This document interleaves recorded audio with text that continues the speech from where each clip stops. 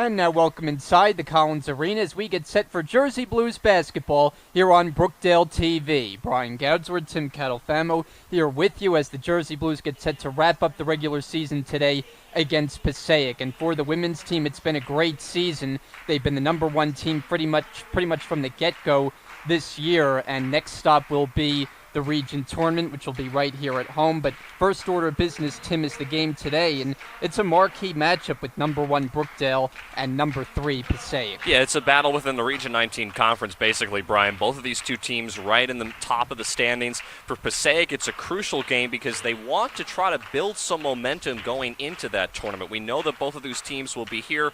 They may even be playing each other for all that we know as far as the seeding is concerned in that Region 19 tournament. Brookdale's already gotten a bye to play in the semis. They won't have to play in the quarterfinal round, so it's a crucial game for both ball clubs. And I think in this case, they also have, coming off of a win, both teams won against Middlesex just a few nights ago. So they both have a common opponent. They're both coming in to play each other. For Passaic, they're just trying to continue the stretch that they've been on. They've won 17 games this year. For Brookdale, you see Haley DeLonzo and Danielle Griffith, who will be back in the starting rotations again this afternoon. Two players that were injured the last couple of weeks. They're back on the floor again today. So this should be a very interesting matchup. I expect this to be a lot of hot and fast action throughout the night. And so the starting lineups being introduced as we speak. And there you get a look at the Passaic huddle there in their starting lineup this afternoon. It'll be Brianna Ramos-Henkel, Kathy Davis, Zanaya Thomas, Jada Camacho, and Olivia Moses. And the Brookdale lineup, just to give you their 5, it is Rachel Rouse, Danielle Griffith, Haley DeLonzo, a welcoming sight to get her back in the lineup, with Anna Catanzaro and Deja Anderson. DeLonzo, who missed the last 2 games with that ankle injury, but she is pronounced good to go and ready for action here in the final game of the regular season. And this is going to be a fast-paced game. Passaic likes to run the ball. They like to push the tempo. So Coach Brunson, I spoke to him before the game. He's going to try to pressure Passaic early on to limit the amount of tempo that they can bring when they have the ball on offense. So should be interesting to see how that works out. And the officials today, Zaire Newton, Sel Lee, and Harvey Dock, as we're ready for the opening tip. And underway at the Collins Arena, the Passaic Panthers have controlled it. Here is Olivia Moses dribbling, top of the key. And a jumper on the way, rimming no. The try from Camacho. And coming down with it is Anderson. Leads Griffith, who wasn't expecting it. And it's a Brookdale turnover. Griffith just a half step behind that pass. And Passaic will have it. And this is the first time that we've, I think, seen Deja Anderson, as far as I'm aware of, in the starting rotation, Brian. So she's getting an early start. She really has improved significantly over the last couple of games. She's coming off of one of her best performances against Middlesex, where she had a career high in 20 points. So expect to see her early on in this offense when Brookdale has the ball to perform well. Here's Deja Anderson with a pull-up in the paint that misses. And the rebound taken by Moses, and then there's a whistle. Passaic overall at 17-3 on the year. That places them 3rd best in the Region 19. 2 of the top 4 teams in the standings meet here this afternoon, as inside the miss by Camacho, and it'll go to the Jersey Blues. And this is a team in Passaic that doesn't have as much size as Brookdale does down in the post area, but what they lack inside, they make up for in speed. DeLonzo able to corral it. Cross court for Rouse.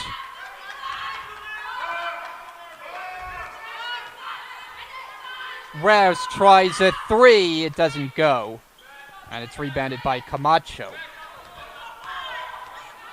Here comes Passaic with Moses. And now the shot inside misses by Ramos-Henkel, loose underneath, and it'll go in Brookdale's favor. Both teams have gotten good looks, just haven't been able to knock down their shots. Kind of a quiet way to start this game as you look at that battle on the floor there. Brookdale and Passaic are getting after all those loose balls, but they just haven't quite been able to make their shots, which is a surprise. We know how well both of these two teams can shoot. Dion Griffith has checked in for the Jersey Blues. Here's Delonzo, unable to hit, and it's rebounded by Davis. Kathy Davis all the way, gives it up, and the shot by Thomas was well contested. And now it trickles back near midcourt, almost to backcourt, and they didn't get away with it.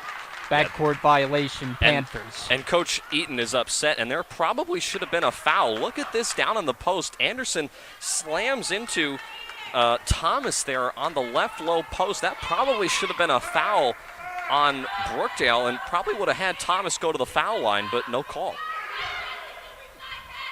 Feed it down low for Griffith. Catanzaro tries from the outside. Can't connect, and it's rebounded by Davis. Kathy Davis fouled there. Anderson reaching in. And that's the first infraction of the afternoon. So Anderson will pick it up. Passaic will have it underneath. Rachel Rouse is returning. That was a very brief rest as Anderson hits the bench.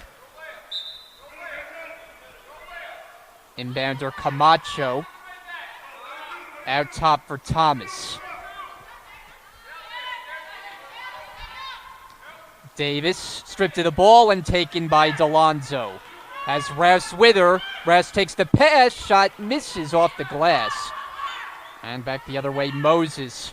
Up the floor, Camacho lays it up and in. And finally, we get our first points of the game. And already you're seeing this back and forth game. We knew that Passaic was going to try to push the tempo, but I think Brookdale's trying to match that tempo, and so far they just haven't been able to convert. Rouse is open for three. No good. And it's rebounded by Camacho. Lead Moses up the floor. Rouse, good defense, and knocks it off Moses' last touch. Brookdale will have it. Yeah, I think Rouse actually got lucky there because Moses kind of bobbled that catch. She had an extra step on Rachel Rouse, and that was going to be an easy layup, but she kind of bobbled the catch, lost the ball. Brookdale got very lucky there on that transition. Brookdale still looking for their first points. It's been a sluggish start here in this early start time on a Saturday. Delonzo finds Griffith, and she lays it in. Beautiful setup. And a nice find there by Griffith. Nobody downstairs for Passaic on the low block area, and finally Brookdale's able to get on the board. Tied up at 2. We played about 3.5 minutes. Thomas down low for Davis. And she loses it. Rouse scoops it up, and then it's taken back by Thomas. Moses tries a three. Off the mark. Offensive rebound. Camacho is stripped by Delonzo. Good defensive play, and the Panthers will inbound it underneath. Yeah, I mean, there's been good looks by both teams. Good defense, I think, has prevailed on both sides of the ball, but there's been good looks. Just both teams just can't seem to convert inside. Thomas unable to convert with the bank shot. Delonzo comes the other way. Delonzo floats it up off the glass. No. And it's taken by Davis. Davis bounce pass, loose underneath. Davis comes up with it, and she'll shoot free throws. It'll be Brookdale's second team foul of the opening quarter. And Davis got lucky there because as she was coming down the floor, she kind of gave a very weak pass over to one of her teammates. I believe that was Camacho, who she was trying to find in stride, and she was lucky that she was able to get the ball back. Now she's at the line. Davis, a 70% free throw shooter. The sophomore from Patterson. Many of these Passaic Panthers come from Patterson, where Passaic plays its home games up in northern Jersey. Pair of free throws good for Davis. It's a 2-point lead for the Panthers. Poplawski catches and can't lay it in. Rebound Camacho, and then a foul. That just looks like a frustration foul on Poplawski. Yeah, and that just adds insult to injury. It's so tough to make those layups, especially when you're going at the basket straight on. And you saw Poplawski realize that, tried to get off to the side so she could try to bank the shot off of the glass, but she was already too far under to have that happen. So it's tough when you're coming down the floor trying to make a layup going straight on at the bucket. Thomas strokes it for three, and Poplawski the rebound. Anderson looking to push.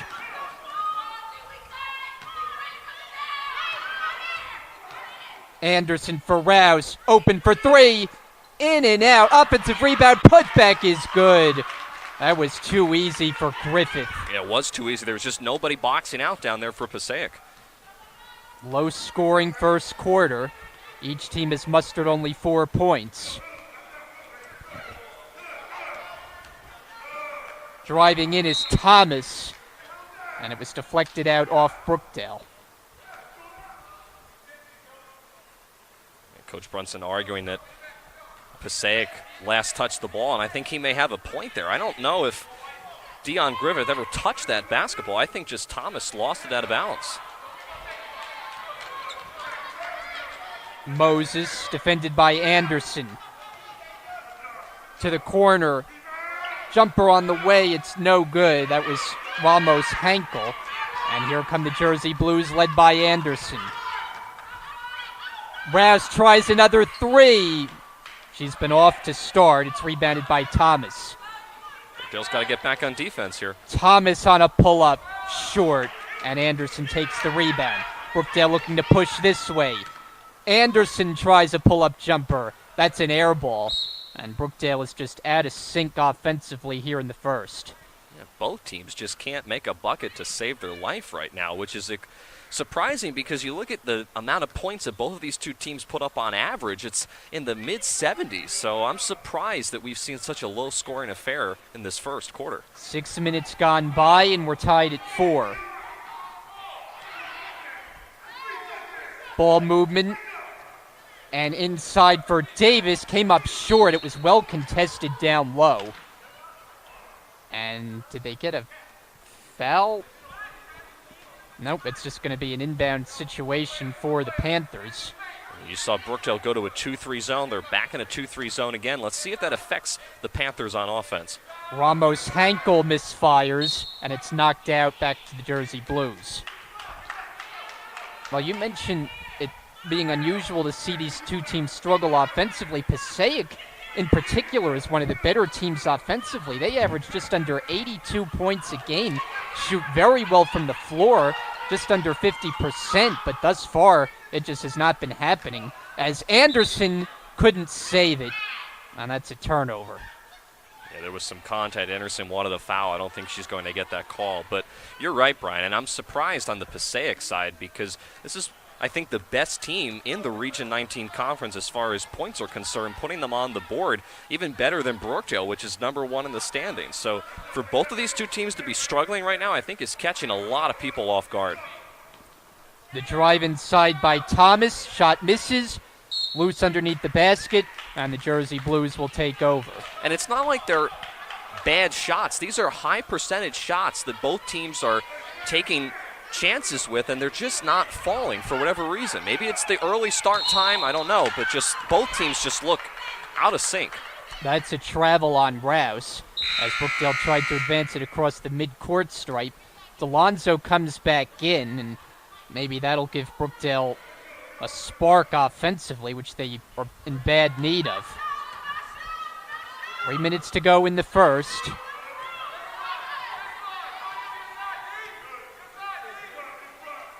And now Poplawski a steal. She throws it way ahead for Delonzo. The catch, swatted by Thomas.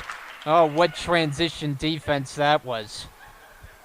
And despite the turnover, you saw how quickly Passaic was able to transition and get back on defense. That's how quick they are. I talked about at the beginning of the game, they don't have the size down low in the post area, but they have quickness.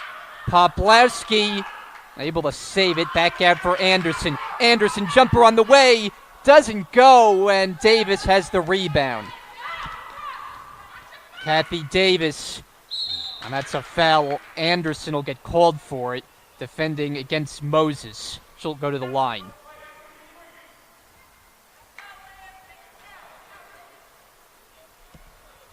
And for Anderson, that's her second personal foul, so not necessarily the way that you want to start the first quarter, because now she's most likely going to have to come out of the game. We talked about how she worked her way into the starting lineup. She's a big player that usually can score a lot of points, just hasn't happened because nobody's scoring a whole lot of points early on in this game. Yeah, I mean, you can look at it from the Brookdale perspective. As poorly as they've played, you'd think they'd be getting blown out already, but Passaic hasn't done anything in their own right. So as a result, we have a 6-4 game with 2.5 minutes to play in the first. Press is on. Brookdale defeats it. Griffith's pass is knocked away, and Catanzaro is on the end line out of bounds. And we've seen both teams kind of at different times go to a full court press to try to change things up and possibly cause a turnover. Passaic has come right out in this ball game and has gone full court press, and Brookdale has had difficulty trying to break that press and then set up in their offense when they get the ball across midcourt. It's somewhat surprising that neither team has called a timeout. You would think one of these coaches would just try to settle things down here, but letting them play. Here is Camacho, not even close. That shot just hit the top of the glass. Shot clock didn't reset. The officials don't know it. And they're going to have to blow the whistle because it's at 2. That's an error. Shot clock never reset and nobody knew it on the court. And now the official goes over to the scores table. There's no way Passaic should have the ball right now. Yeah, and I think that's what they're trying to work out on the... I just noticed it as the possession started. It was at 10 seconds. Well, you're correct. I mean, they did not reset the shot clock, but that's what Coach Brunson's saying, that Brookdale should at least have the ball with, I'd say, 20 seconds at least on the shot clock. There's Rich Brunson, whose team enjoying a terrific season. I mean, the record 22-3. It's the best season they've had under Coach Brunson.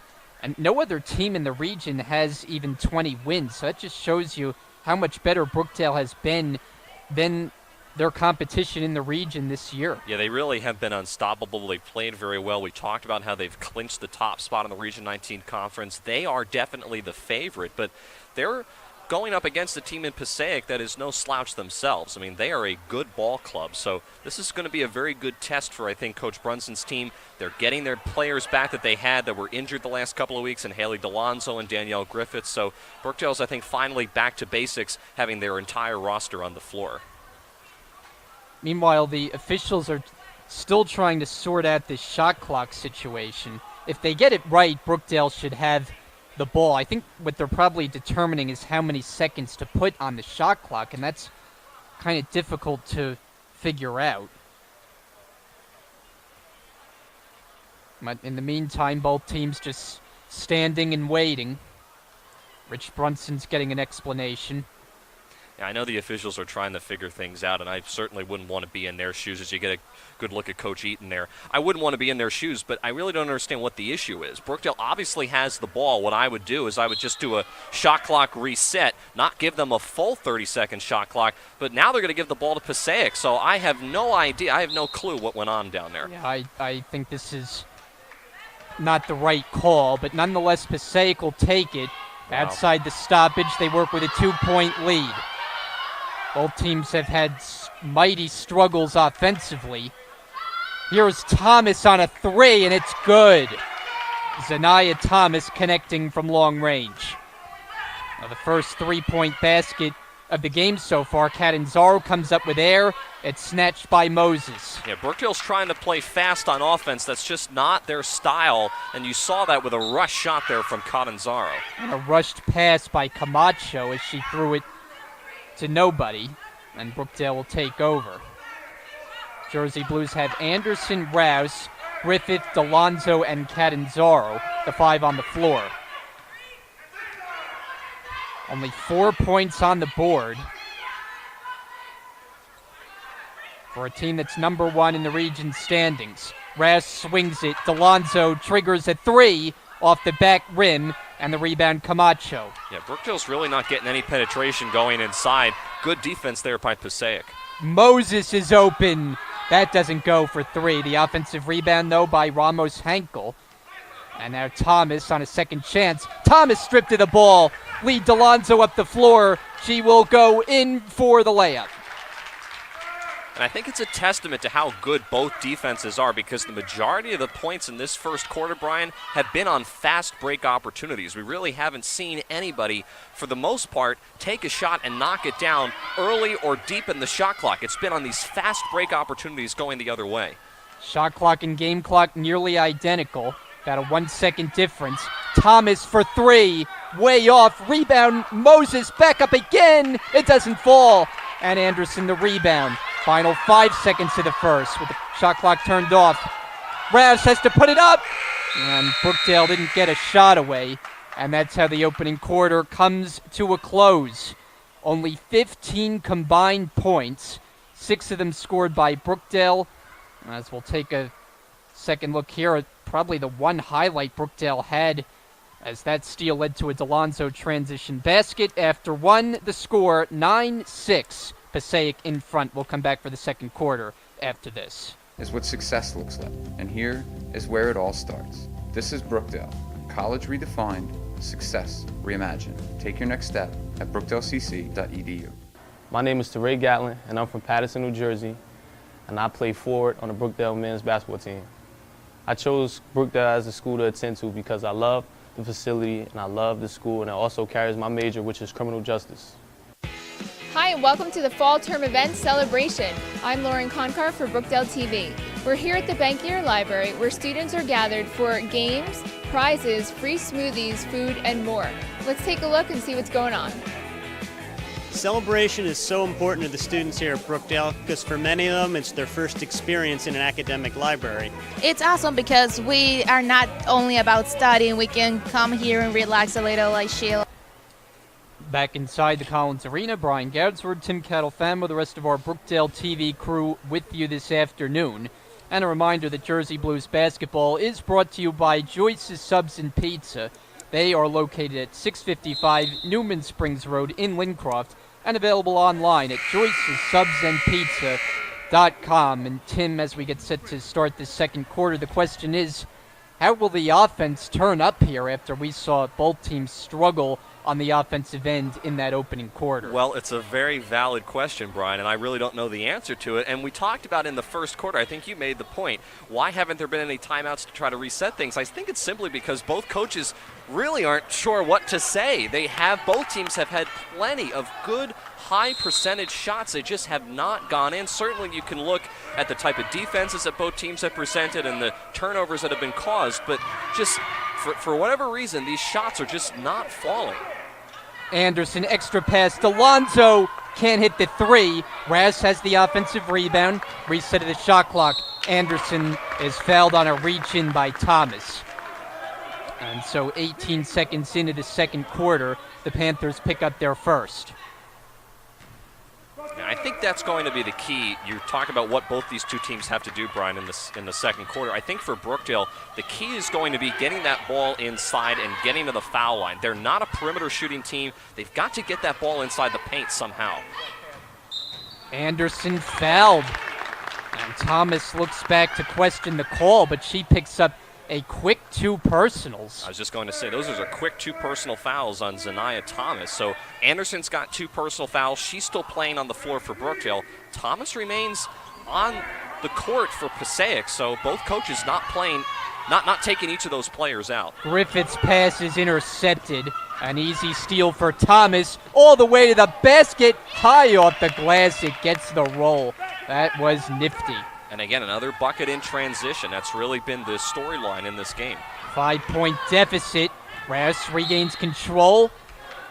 And it's off Raz. Looked like she tried to throw it off Kathy Davis, but to no avail. As Brookdale's going to make a substitution, it's Poplawski for Danielle Griffith. So far, I have to give credit to Passaic. Their defense has been pretty stout. Even though they haven't gotten their shots to fall on offense, they've done a good job in transition at making those opportunities count. Thomas for three. And Catanzaro the rebound. Here comes Anderson leading the charge with a jumper. And Brookdale has just not had the touch from anywhere on the court. Here's Davis. Floater way off. And an offensive foul, it looks like. So team foul number 3. You hear Tia Eaton, head coach of the Panthers, disagrees with the call, but it's Davis's first. Davis just a little bit out of control going down the other end of the floor. Smart play by Anderson to not move, and unfortunately now she turns the ball over, gives it right back to Passaic. But on the last play, nice smart move by Anderson to not move her feet, just stay steady. She wasn't going to make a play on the ball anyway, and she gets the offensive foul to go Brookdale's way. You know, it's been 11 days since Brookdale last played a game, which was here at home against Middlesex, and they just frankly look like they haven't played in a while. And that's a very valid point. I mean, they have not played in a very long time, so that could be an issue for Passaic. They've just played 2 nights ago against Middlesex, so they're sharp, they're ready to go, but Brookdale definitely looks very sluggish. And exactly, Brian, like they haven't played in a few days where they're just not quite on the same page. Delonzo can't hit the 3. Rebound Camacho. Bounce it for Thomas. Her shot misses. Delonzo tips it, and Davis's shot doesn't find the basket, and the Jersey Blues will have it. I tell you what, I cannot believe how many shots inside. As you see Poplawski there ripping away that rebound, I cannot believe how many shots inside have been missed by both teams, especially on the Passaic side. Passaic's got to be kicking themselves knowing that they potentially could be up by 20 points right now with how many good looks they've had. They just can't seem to get anything to drop inside the post. Delonzo. Poplawski sets the screen with the shot clock at 10. Outside for Anderson. Catch and shoot. Hits the 3. Oh, did Brookdale need that? Deja Anderson bullseye from long range. And we knew eventually those shots were going to go down, but you said it, Brian, definitely a much-needed basket. 11-9. The Panthers with a 2-point lead. Setting up the offense, Moses. Thomas has 2 defenders. Moses straight away. Too strong, and Delonzo the rebound. Throw it ahead for Rouse. And Poplawski loses it at midcourt, and looked like maybe some fisticuffs. Yeah, Poplawski just had a 2-hand check, and she threw basically Hankel way out of the way to try to get that loose ball. I'm not sure what that was all about, but that's a little uncalled for. You don't want to mess with Poplawski. Well, we know that she's an aggressive player, but that's now her second personal foul. You just have got to be a little smarter than that. I know you're frustrated that you had a turnover, but you can't just take your both hands and just shove the other defensive player out of the way. Delonzo the steal, and then a foul as Davis stopped the fast break opportunity. Probably a good foul if there is one. Davis picks up her second. It's the team's 4th. Passaic's got to be careful now because they have Thomas that's got 2 personal fouls, and now Davis that's got 2 as well. You mentioned it's the 14th foul on the Panthers. That's one area that I'm seeing early on Passaic could run into trouble later on in the game. It's a timeout by Coach Brunson, which I think is a smart timeout because Brookdale wasn't really even set on that offensive possession. So 6:37 remaining. It'll be a 30-second timeout. Brookdale finally something to feel good about themselves with that Anderson 3 a couple moments ago. Still, though, they have yet to reach double figures on the scoreboard. But on the Passaic side, not too much better offensively, and we've been locked in this defensive struggle.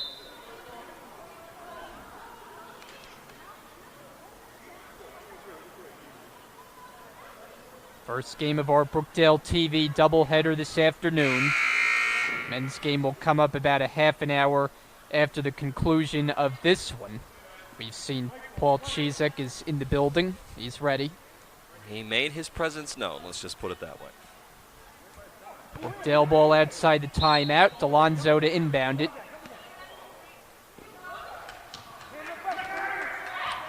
I'd like to see someone come out and set a pick for Anderson or somebody to try to get a drive inside.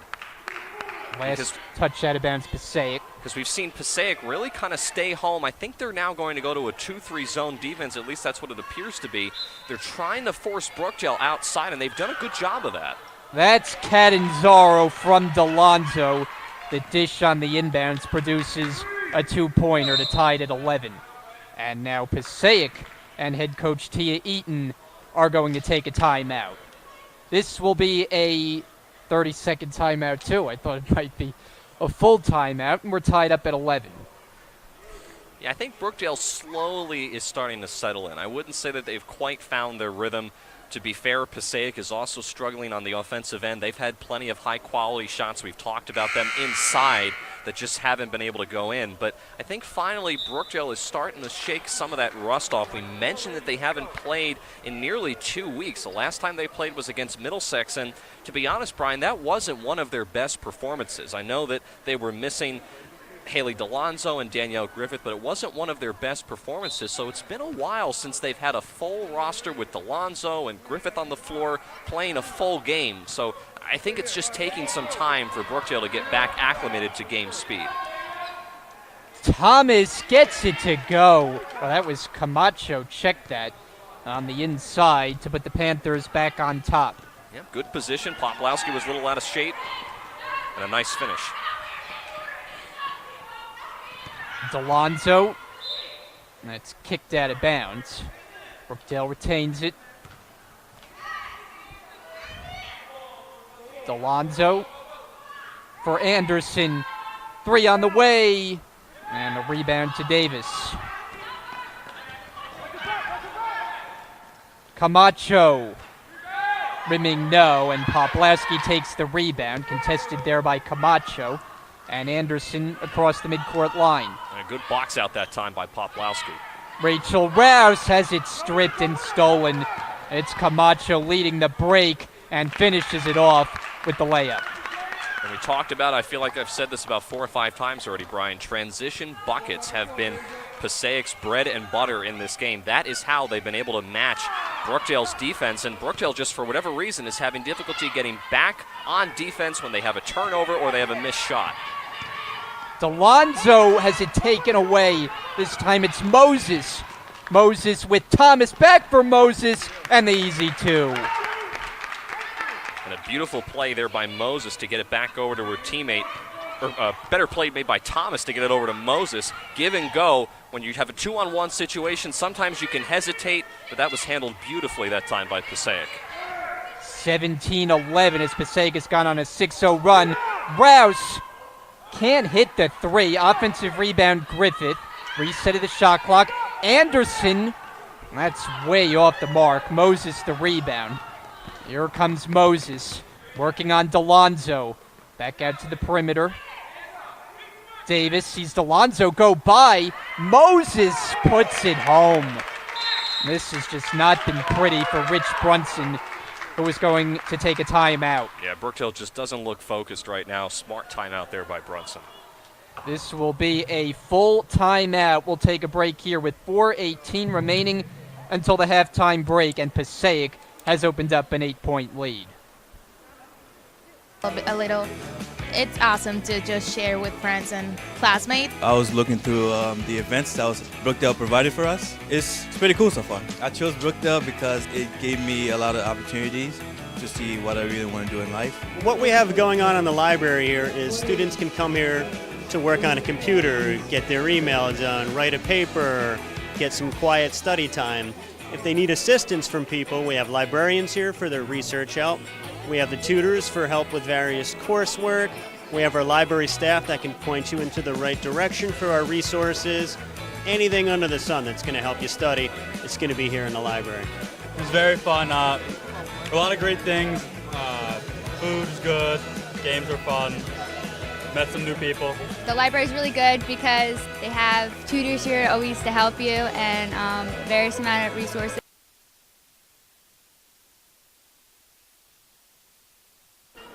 Brookdale is now in an 8-point hole as Passaic has gone on an 8-0 run since the prior timeout and have their largest lead thus far.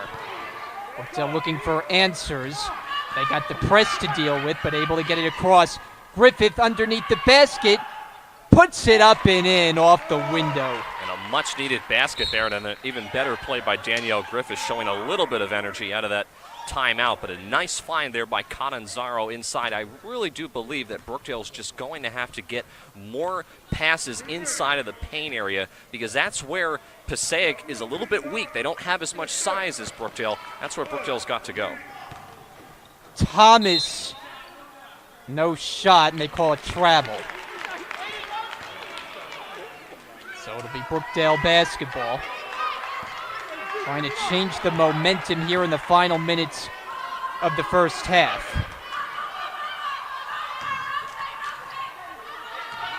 Rouse sets up the offense.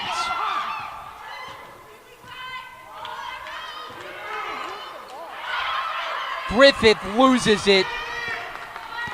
Moses all the way, and she's fouled. Olivia Moses to the line. How about Moses just literally ripping the ball out of Danielle Griffith, who went to put the ball up to her head and just had it taken away. I'll tell you, that's about a half dozen times at least that Brookdale has just gotten stripped of the ball like that. It's led to transition opportunities for the Panthers. Moses, a 70% free throw shooter, a sophomore out of Patterson.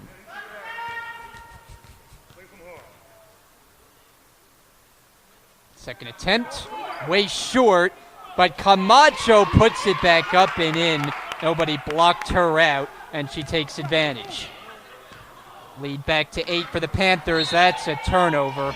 Rouse pass too tall for Poplawski. Yeah, this full court press is just giving Brookdale a lot of difficulty. They're not really being able to set up in their usual offensive set. And what Brookdale's trying to do is they're trying to beat the press, so they're going up tempo, but they're making really poor judgments. They're throwing the ball way too hard. They're not passing very effectively. They're trying to push things, and they're just creating turnovers, which is what Passaic wants, but they're just not handling this full court press, which the Panthers, to their credit, have stayed in from the beginning of the game. They have not faltered in that full court press. It's led to plenty of turnovers, and if you're Passaic, you love it because you're up by 8 points right now. And they're back with it here. And Rouse is called for steps. The turnover problems continue. It's a Brookdale team that averages 18 of them per game as Deja Anderson checks in for Rouse. By contrast, Passaic, they do a great job of not only taking it away, but taking care of the ball, only averaging about 10 turnovers a game as a team. Under 3 minutes to go now in the half. Lou Russo is checked in for Passaic. She has it here. Pass is stolen by Griffith. Griffith has her sister with her, and she'll take it herself. Offensive rebound. Griffith back up. It doesn't go. This will be a jump ball, the first of the game, and the possession arrow says Panther basketball. And Brookdale, they have flashes of brilliance, but then they shoot themselves in the foot. That time, Dion Griffith and Danielle Griffith both coming down the same side of the floor. Sometimes if you're Dion Griffith, I know it's hard to think of in the heat of the moment, but when you have a teammate on the other side of the court, give it to her, and then maybe she can give it back to you. Try to set the defense up to think one thing and then give it to another player so that they're out of sync. Try to change things up a little bit. These are some of the things that we don't necessarily expect to see from Brookdale, but so far in this game, they have made a lot of mistakes. Camacho comes up short. Shot clock was winding down. Thomas the offensive rebound. Russo for 3. No good. Catanzaro going for the rebound, but couldn't scoop it up cleanly, and the Panthers will have yet another opportunity. Camacho triggers it in. Russo can't get to it.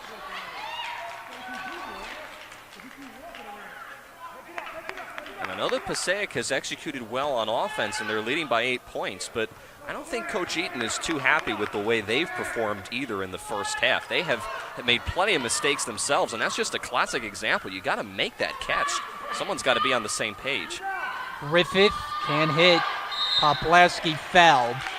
She got the offensive rebound and now to the line for the first time. Team foul number 5 against the Panthers.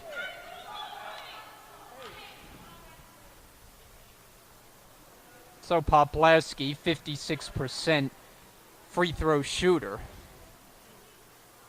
And it's interesting when you look at the Brookdale team as a whole, they only have 2 freshmen on this roster. So you look at Poplawski, and she's one of the couple players who could return next season. Yeah, and she's looking to develop. Coach Brunson has talked about in the past how he's trying to work with both Jessica Poplawski and Anna Catanzaro downstairs to get them more acclimated back up to game speed.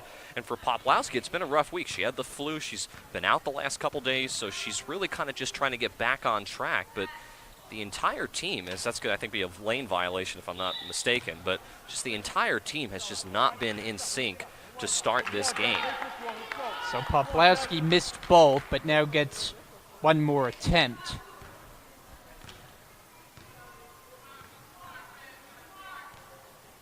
The freshman from Toms River, New Jersey, and she gets that one to go. 21-14. Passaic has led most of the way in a game that hasn't had a lot of rhythm. Double team in the corner, up in the air, up for grabs, and taken away by Anderson. Anderson backs up with it. And that was smart. Anderson didn't have the numbers. I thought she was going to keep it herself. Smart to try to back it out and set up the offense. Poplawski high post. Catanzaro doesn't get the roll. She's got it back. Shot clock resets. We approach 1 minute to go in the second quarter. And there's no need to hurry here if you're Brookdale. You just want to run your offense. Don't let Passaic intimidate you into hurrying up. Catanzaro for Griffith. 3 on the way. Way short. Griffith the offensive rebound. And the rebound, Davis. Lou Russo misses off the glass. Thomas back up. There was contact. Davis tries. That's no good. And Dion Griffith collects it. Her pass for Danielle Griffith. Stripped and fouled. That's Camacho. I tell you what, Brian, I think this is one of the more wild games that we have seen all season. Foul there in the backcourt.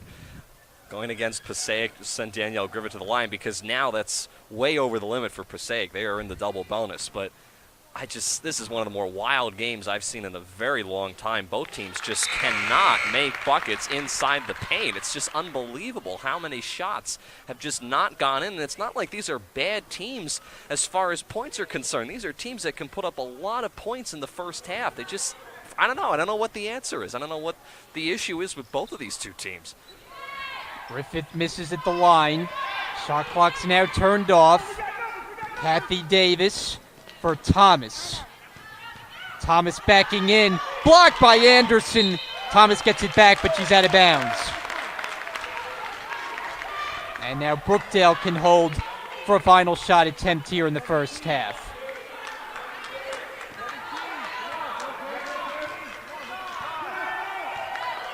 Got to beat this full court press first. Anderson dribbling through a couple defenders all the way and lays it in. Oh, what a move. 4 seconds left now in the half as Brookdale's now down by 4. Here's Davis, doesn't get it away. And the first half comes to an end. Brookdale finally sees a little bit of momentum in the final couple of minutes, and what a play by Anderson if we get a second look at that. That's Brookdale's highlight of the first half, and one where there haven't been too many, as they totaled just 17 points. And the score at the break, it's Passaic in front 21-17, in what is the second meeting of the season between these two teams. On paper, it looks like a matchup of elite teams, but they're still trying to show that they're two of the top 4 teams. Maybe the halftime break will get the best out of them. Yeah, I think it's a much-needed halftime break for both teams. We talked about how this is one of the more premier games that we were expecting inside the Region 19 conference. It's number 1 against number 3, but we really haven't seen that today. I mean, it's just been sloppy basketball. It's not so much that both teams have had poor poor quality shots. It's just for whatever reason they haven't gone in, and I think that's led to turnovers. It's led to Brookdale trying to force opportunities, trying to force the ball into situations where it's not there, which has led to turnovers. For Passaic, they're doing a very nice job on defense, especially limiting Brookdale to not allowing them to get any penetration going inside. So I give the Panthers credit on that side, but Panthers have made plenty of mistakes as well. They have not gotten their shots to go. So it's just been a game that hasn't had a whole lot of rhythm and hasn't really had a whole lot of balance. And for both of these two teams, which are some of the better teams in the conference, I'm quite honestly very surprised that we did not see a better first half of basketball. And this the final tune-up for Brookdale before the region tournament begins in the beginning part of March. That'll be the second and third of the month. Right now, though, they're trying to get a win against Passaic, a good team, and the Jersey Blues down by 4. 21-17, the halftime score. Tim and I are come back after the break for the start of the second half after this here on Brookdale TV. This for you to study for your class. Here's your prize. Thank you. I feel awesome. I won something. I feel fantastic that I won all this glorious stuff from Brookdale.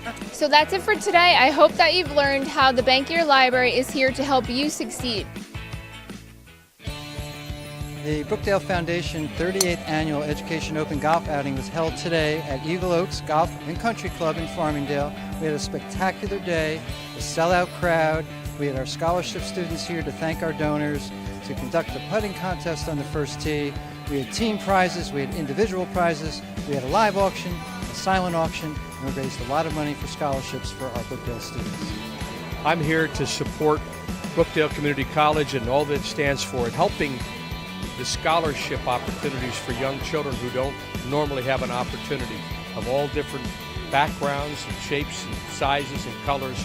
It's a very, very fulfilling feeling for me, and I'm glad to be here to support it financially and spiritually. We had a student here with us tonight whose family was severely impacted by Hurricane Sandy 5 years ago, and they're still struggling to get back on their feet. The scholarships helped relieve a tremendous amount of pressure, mainly on my parents. Every cent that they make currently and every bit of free time that they have goes towards trying to fix our home. So the idea of them having to pay for me, first of all, makes me feel very guilty because they're already working so hard. This semester particularly, we weren't really sure how we were going to pay for it. And there was a lot of debate as to whether I should take the semester off or I should continue. And that's when I emailed the Brookdale Foundation, and they gave me the application, and the money paid for my tuition and for my books, and they gave me extra money for living expenses, and I can't even express how much it's helped and how much pressure it's taken off of my parents, because every cent that I'm able to keep them from spending on me is a cent that goes towards fixing our home. We're glad to support students who are dedicated to their studies. This student has a 3.9 GPA. And I would like to thank all of those who donated and contributed to the scholarships. This, in many cases, is a life-changing experience for students to be able to have a financial contribution that's going to help them to complete and become successful. Thank you. If you're looking to have fun and If you're looking to have fun and meet some people with the same interest as you came to the right place. Here at Brookdale, we have the Involvement Fair, where over 30 different clubs and activities are showing students what they're all about and trying to recruit new members. If you like math, poetry, writing, theater, odds are you find the group that's right for you. Let's go check it out. My name is Justice Lawless, and I'm here looking at all the clubs. So far, I saw the Outdoor Sports Club, the Student Life Board, and the Education Club. And my name is Isaiah Brinson, and I am the treasurer for the Architecture Society. Our goal is to try to bring in the incoming students who are interested in architecture, get them accustomed, pair them up with a second year so they understand and so they know, like sort of like a guide or a mentor to help them out during their first year. My name is Bailey. I'm the president of Theater Club. What we do every week is we do a lot of improvisational games. And there's no experience necessary, no participation necessary. If you just want to come and have fun, then that's kind of what we're here for. This semester, we've also made it a point to kind of switch things up a bit. So we have like a t-shirt day, we're celebrating Halloween and Thanksgiving, and we have a partnership with Alliance. So we have a date where we're going to collaborate. I'm really interested in performing arts, so I was looking at like theater club and a cappella, but I've seen clubs that have to do with like anime, and there's like all different types for literally every interest. Ooh, yeah. Ooh, yes! Well, guys, I think I found the club that's right for me. To learn more, visit our website at brookdalecc.edu. I'm Sophia Pearl with Brookdale Television. Thanks for watching. Oh, na, na, na. Yeah, yeah, yeah. Woo! 8 Brookdale students and 2 faculty leaders experienced short-term study abroad courses in statistics and environmental science in Bermuda. They studied alongside a team of researchers and scientists at BIOS, the Bermuda Institute of Ocean Sciences facility in Ferry Reach, Bermuda. During an informal adventure sharing session, many of the returning study abroad participants discussed their experiences and shared the lessons they had learned during this visit. It's so different from looking at a piece of paper and memorizing definitions or formulas. It was amazing to take in so much information and not even have to force myself to, memorize all of it. Or I was genuinely curious about what I was learning, and it was awesome. I want to continue to study ocean life, and that's what I want to do with my life. I think it's very different when you're actually doing something hands-on, because I just feel like for me, I remember it that much more. So I'll always remember this trip, and it was great, and we had great teachers that knew a lot about their subjects, so it was good. Really interesting was more of just the cultural aspect of it, seeing how their culture was different than ours, their architecture, their different forms of dialect. We all can say this, that we learned so much that you didn't even think you would even be able to learn. Studying science and all that stuff, to me, it wasn't very appealing, but the things I've learned and the stuff that we did and the experiences we had, it really made me enjoy school. I never really did, and I just got so many opportunities to be with amazing people, and we all got to do so many fun things, and I would recommend this to anyone and everyone. Now I can take so much away from this experience, and I'm really grateful for that. I'm so glad I had this opportunity, and I hope that in the future this program runs again so other people can have opportunities and help them decide what they want to do with their life. It was definitely a memorable experience, for sure. For more information, visit our website or call.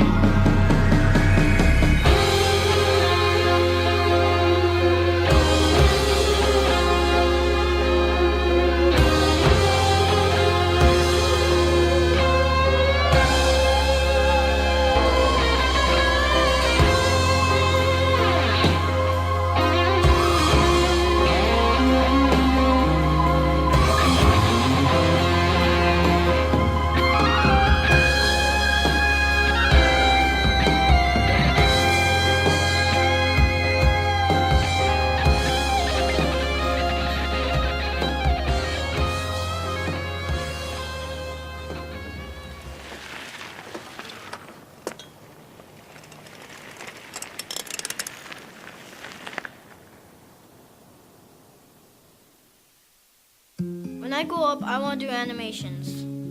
I want to create characters that can fly. When I grow up, I want to create music that makes people want to stand up and dance. We all travel different paths with one goal in mind: success. When I grow up, I don't know what I want to do when I grow up, but I know I want to go to college. Brookdale Community College. Take your next step at brookdalecc.edu. This summer, Brookdale welcomed the newest and youngest members of the college community as 15 Asbury Park High School freshmen began the Asbury Park Dream Academy Early College Program. The Dream Academy fits with our motto. Our motto at Asbury Park is building a brighter future. When we talk about building a brighter future, we're talking about hope and opportunity. And programs such as the Dream Academy Early College Program is about giving our students hope and opportunity. And that's what we do in Asbury Park, making sure that we give our kids the requisite skills to be successful in life. Dream Academy students will graduate with both a high school diploma and an associate degree in social science, ready to begin their junior year of college. To help them prepare for the rigors of college life, the first class of 15 students took part in a variety of personal and academic enrichment activities this summer. I think for Brookdale it means living up to our mission, which is to make sure that there's access to higher education for those populations that may not have that access. And then I think for these kids it's transformative because these kids will get their degrees a month before they get their high school diplomas. And that's going to advance them and make them ready for college and not only start earlier but also much more affordable to their parents to be able to go on and get their next degree or degrees.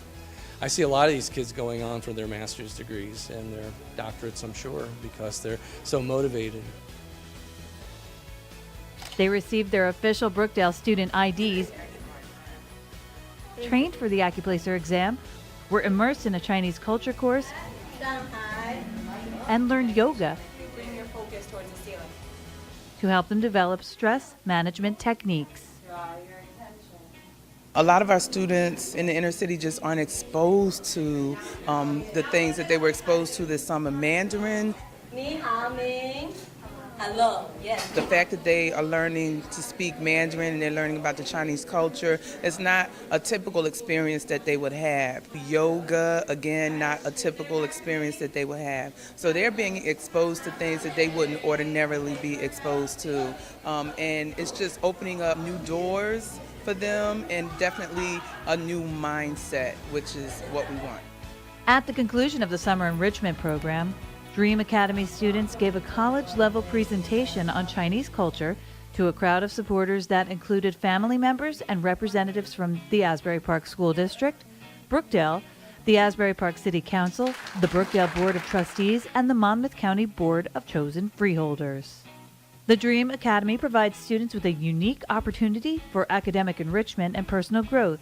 Here's what they had to say. It was fun because we got to go around the college campus and not many 13-year-olds was able to do that. And I think going to the ceramic studios, which we did last Monday, was really fun. We got to go to a ceramic studio, got to glaze our ceramics, and then we had a walk a trail, which was really fun. I got to experience what Brookdale students go through, what they do daily. I enjoy coming here. I want to study mechanical engineering.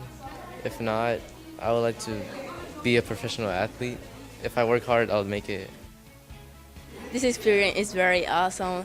I know new people, and also when I come to this country, I don't know to speak the very well the language. So now I learned too much things, and it was very beautiful.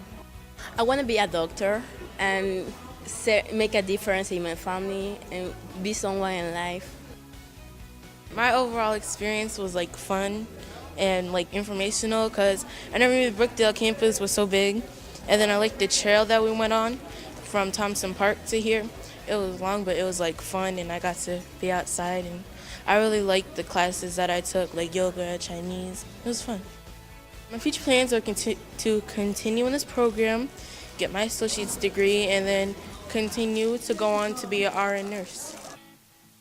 My experience, it wasn't what I expected because it was like a lot of stress, a lot of reading, homework, but I really liked it and I'm looking forward for these 4 years of college. When I grow up, I want to be a nurse. I want to like help people. I like to work with people, help them and like in anything they need. At first I was nervous and I didn't know what to expect, but I know that I could achieve it because I'm used to challenges and achieving them. I really enjoyed the program. I especially like Mandarin because it was another language that I learned and it was very interesting and I really enjoyed it. I'm going to keep training in track because I've been to the Nationals a couple times, so I'm working on my athletic scholarship and I'm also working on my academic career as being a social worker. The Dream Academy program is paid for by the Asbury Park School District. For more information about the Asbury Park Dream Academy Early College Program, contact the... Getting set to start the second half here at the Collins Arena. Brian Coutsford, Tim Kettlefamo back here with you, where the question is, where will the offense come for Brookdale, held to just 17 points? And I think Tim Haley DeLonzo is really the key. She's missed the last 2 games, and they need to get her back on track and scoring. Well, they certainly need to get her on track, as you see Conanzaro with a nice bucket there. The answer, I think, the short answer to your question, Brian, is it's going to have to come inside. That's where Brookdale is going to have to go. They didn't really have a whole lot of penetration in the first half. I really do feel if they're going to beat Passaic, they're going to have to get the ball in the paint. That's a travel on Zanaya Thomas. First possession of the second half for the Panthers, and it results in a turnover. Brookdale starts the half with Griffith, Anderson, Catanzaro, Rouse, and Delonzo. It's Danielle Griffith of the two Griffith sisters. Brookdale's original starting five. Anderson taking a lot of time, and then it's into the hands of Camacho. Bounce pass, Thomas couldn't find it, but it's deflected out off Rouse. And we've seen this full court pressure give so many issues to the Brookdale offense. They just have not been able to really quite handle it. You saw Anderson there taking a lot of time to come up the floor. She had to get the ball across midcourt, so that's why that pass was a little hurried. But just the Jersey Blues have struggled, Brian, with this full court press.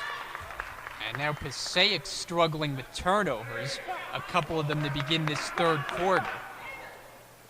Brookdale down by 2. Team that hasn't played in 11 days, and that's longer than they typically go between games, and it's showing really all game. Thomas the steal. Ooh.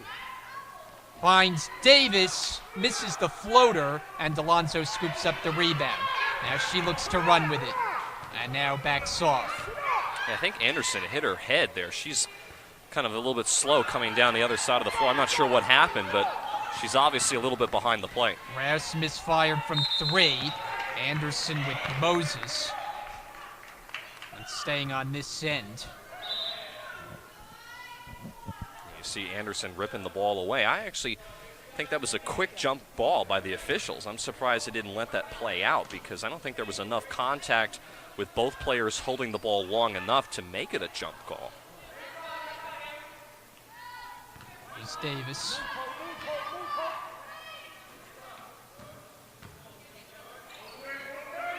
Work it around.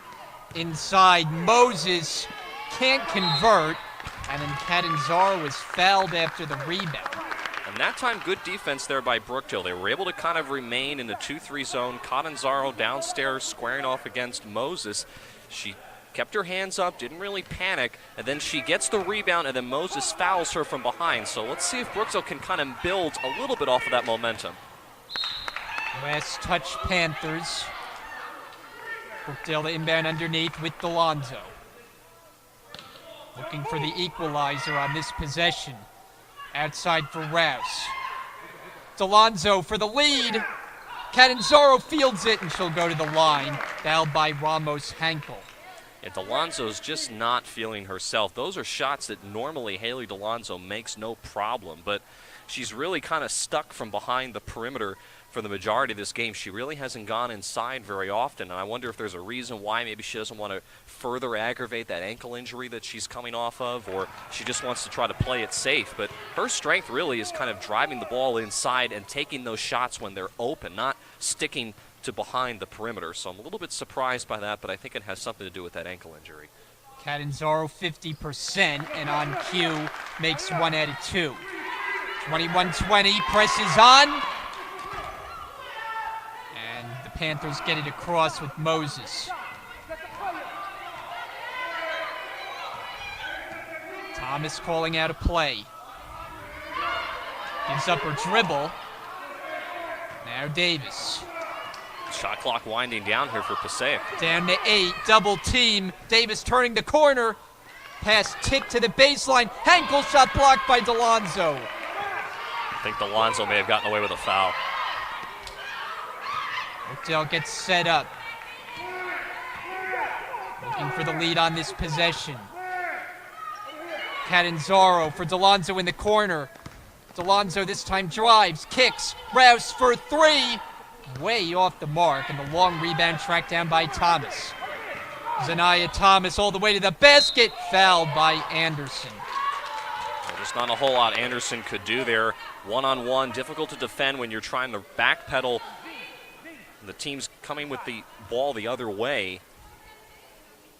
But on that last possession for Brookdale, good ball movement. Just, again, the shots just are not going in. Rachel Rouse, who's an excellent three-point shooter, just has not been able to find her stride this afternoon. So the ball movement is there, Brian. They just can't make the shots. Thomas shoots it at 71%. Sophomore from Patterson. 6 of the 8 players on the Passaic roster hail from Patterson. Offensive rebound by Camacho. Missed it on the inside. Davis, though, gets it to go. Brookdale had bodies underneath the basket, but they didn't box out and then back the players up. Oftentimes we see people try to box out and just stay there, but boxing out is a lot more than just putting a body. You have to physically back the person out of the paint so you can grab the rebound. Davis called for a double dribble. Brookdale claps their hands. They'll make a change here. Poplawski is in, and Danielle Griffith to the bench. And you know what's funny, Brian? We talked about how we're surprised at how poorly both of these two teams are shooting, and we were talking about it off air during halftime. The last time these two teams played, Brookdale won 95-92. We're not even close to that margin, so just a complete shock, I think, to a lot of people how poorly both teams are shooting. I don't know if it's the long layoff, if it's the early start time or what, but there's a basket. It comes courtesy of Poplawski. And Poplawski's going to have to come up big inside. We finally saw a full possession where Brookdale was able to use the paint effectively to get a bucket. And now Raz gives her team possession, able to knock it off Camacho. Brookdale another chance to tie or take the lead with a three-pointer. I think the only 3 they made in this game came from Anderson back in the first quarter, the opening minutes of the game. Delonzo a fake. Now backing in, shot blocked, there was some contact. Raz tries again, this one is way off again. Raz has just been not her night. Poplawski able to pick it back up, find Raz underneath, off the glass it goes. Finally, Raz gets one to drop. And finally, a little bit of energy now from the Jersey Blues on these last couple of possessions. Tied at 24. Under 6 minutes to go now in the third. Delonzo defending on Davis. Ramos Hankel stripped by Delonzo and picked up by Anderson.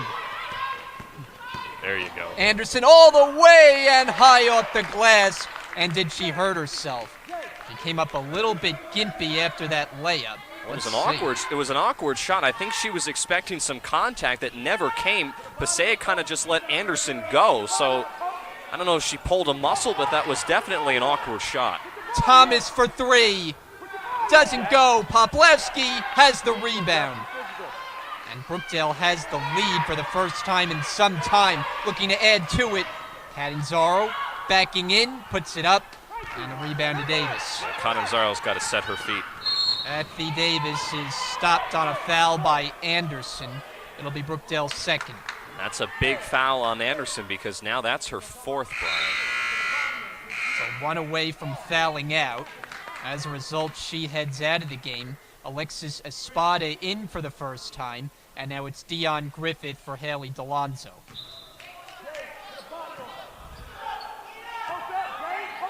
Passaic now trying to retie the score. Espada defending on Davis to the corner, and Russo stepped out of bounds.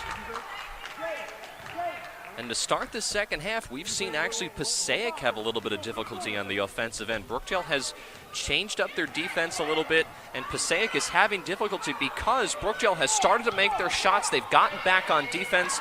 Panthers can't push the ball as often. Alexis Espada drains a long 2-pointer.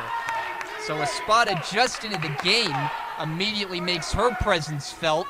And offensively, it's a welcoming sight inside Moses, and a beautiful dish from Davis. And we'll have a timeout. It's taken by Coach Tia Eaton and the Panthers. And to see Espada, the jumper, suddenly the pace is picking up a little bit. I think these two teams have started to find some semblance of a rhythm offensively. Well, we talked about how to start the second half, Passaic has had a little bit of difficulty working the ball around because they're not being able to push the ball up the floor in transition. We really honestly saw a lot of points from the Panthers in the first half in transition, running the ball up the floor on a fast break opportunity. We haven't seen the Panthers be able to do that because either Brookdale has made their shots or they've gotten back on defense. So I think that Brookdale made some nice adjustments during halftime. I think now Passaic with Coach Eaton is going to have to adjust in the middle of the third quarter here to prevent Brookdale from starting to hit their rhythm, because even though it's shaky and there still has been a lot of turnovers, Brookdale is starting to finally find their stride. Yeah, they put up 11 points already in the third. That was their total of the second quarter after opening the game with just 6 points. And they're slowly starting to find themselves, now operating with a 2-point lead.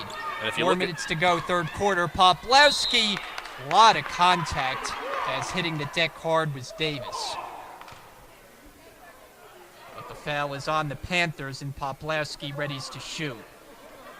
And just to add to that point, I didn't mean to interrupt you a second ago, but an 11-5 run since halftime for Brookdale. Oh, Poplawski.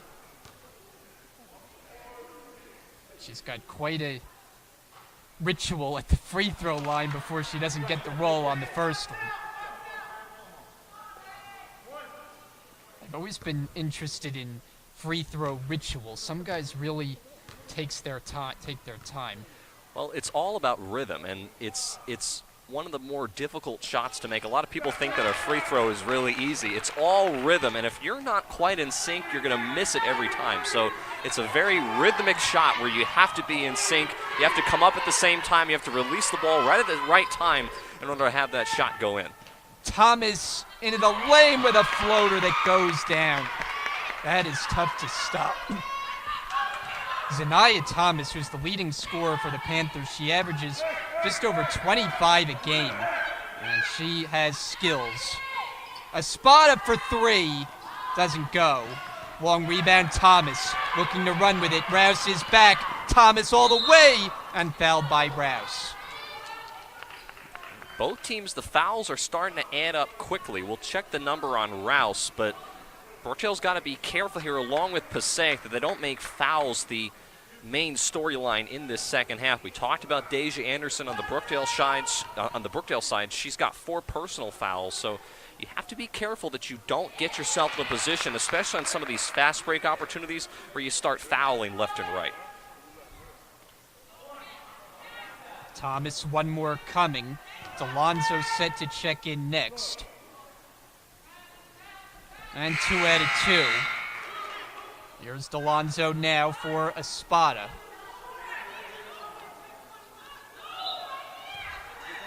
Press is on for the Panthers. Catanzaro, though, easily across. Here's Rouse. Rouse a little intimidated there by Thomas. Nice defense there by Thomas. And it forces a turnover, but off of Davis. Now, Brookdale may have caught a break there as they had just given it away, but will have another possession. The Brookdale 5 is Dion Griffith, Rouse, Delonzo, Poplawski, and Catanzaro. They're down by 1. Gotta get the ball in. In for Delonzo for the easy layup. She just found the space and the void in the Passaic defense and takes advantage. Brookdale up 31-30.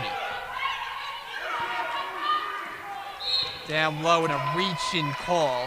Poplawski was in the area as the entry pass came into Moses. That's her third. We're seeing a lot more fouls here in the second half, Brian. We saw in the first there was some questionable calls that weren't called by the officials. Now everything's being called, so that's definitely going to change things a little bit. Moses gets the putback off the Camacho initial miss. Seesaw affair brewing here in the third quarter. Here's Delonzo weaving through. Griffith outside jumper doesn't go, and it's rebounded by Davis. Kathy Davis. Poplawski, there was contact, no call, and Davis backs up with it. Cross-court pass, hops into the bench. I should say the bleachers, and it's a Panther turnover. And just good defense there by Poplawski, going straight up, not moving. You probably could have called a foul either way. I like on that particular incident where the officials didn't call anything. I think that was the right no call. Just see a turnover here. And Russo missed the layup. She's frustrated with herself. Delonzo for Griffith. Griffith to the basket. Layup doesn't go, but she's fouled. Danielle Griffith to the free throw line. I think we've gotten to the point where finally the frustration of not being able to get the buckets to drop on both sides of the ball is starting to get to each team, because now we're seeing a lot more intensity that we didn't see in the first half, a lot more diving for loose balls, a lot more contact, a lot more intensity, aggressiveness. So it's definitely picking up, and I just think it has to do with both these teams know that they're shooting poorly, and they just can't seem to do anything about it. Griffith splits a pair from the line. We're tied at 32. Pass tipped and picked off by Rouse. Rouse on a bounce for Griffith, but it wasn't a good one, and it's picked up by Thomas, and then she's fouled in the backcourt by Dion Griffith. Brookdale will pick up team foul number 5. And that for Dion Griffith is number 4. That earns her a spot on the bench, and Poplawski is the replacement. Meanwhile, for Thomas, it's a free throw opportunity.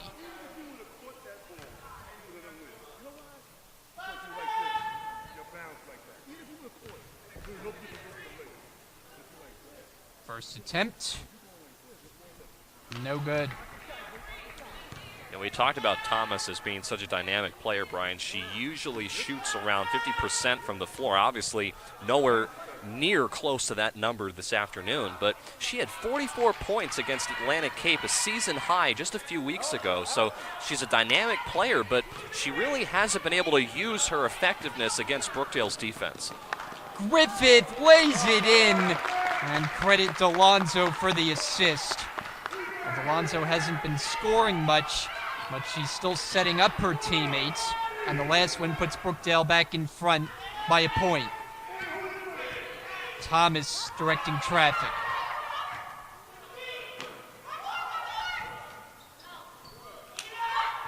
Good Ball defense. movement. Thomas lost it. Shot clock's at 6. And that's a double dribble. It'll be a Panther turnover. 2-3 zone has given Passaic a lot of issues. I'm kind of surprised because they're usually a team that likes to go inside. That's how you beat a 2-3 zone, but Brookdale, ever since they've gone to that to start the opening half, or start the second half, I should say, Passaic's had difficulty. Poplawski unable to convert. Poplawski at midcourt is called for a foul, and she cannot believe it. She heads right over to the official on the far side, and she's in foul trouble. That's number 4 of the game. That's another free throw opportunity here for Thomas. Watch this again. Trying to look at that last foul. Thomas first attempt. Good.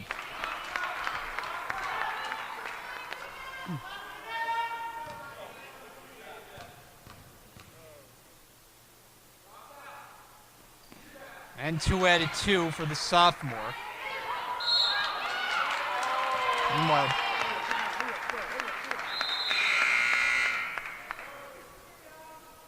Passaic will have another possession.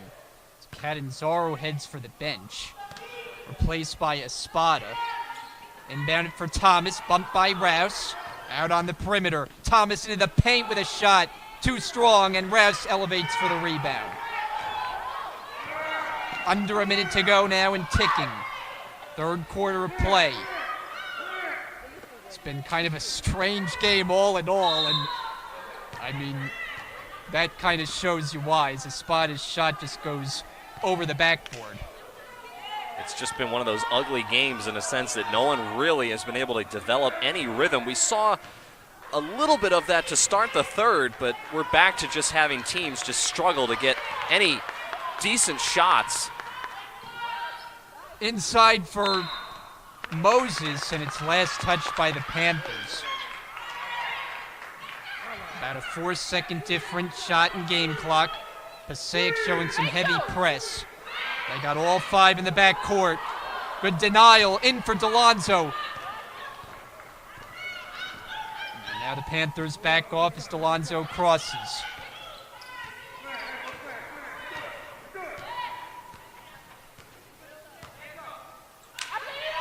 Griffith cutting his Espada and lays it in. Great pass from Griffith. Espada has been one of Brookdale's leading scorers by scoring 4 points. Down low with Moses, turnaround shot, no, and it's rebounded by Delonzo with 1 second, and the horn sounds. Well, the action picked up in the third quarter. It was Brookdale's best offensively by a long shot, and now as we head for the fourth, it's the Jersey Blues with a 1-point lead, 36-35. We'll come back after this here on Brookdale TV. Asbury Park School District at 732-776-2606, extension 2975.